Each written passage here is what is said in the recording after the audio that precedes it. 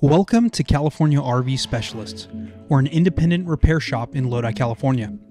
In between repairing units on the lot and helping customers in our storefront, we also help people just like you via phone and emails. You may have seen our series, What's in the Shop? Well, now we're sharing What's in the Box. We're pulling from our email and voicemail files and responding in this video format. Let's see what we received today.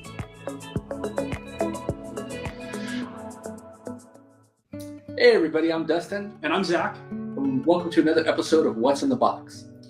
All right, so today it looks like we got an email from Pat M. Reads, what is the correct way to fix this problem? Your opinion would be greatly appreciated. Thank you.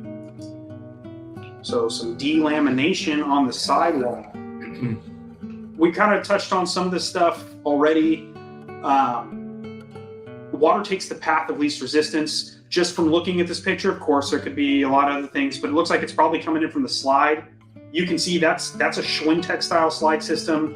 The H column there is not sealed on the edge. You can see the putty that's bleeding out of it. Water's probably getting in that way and finding its way down.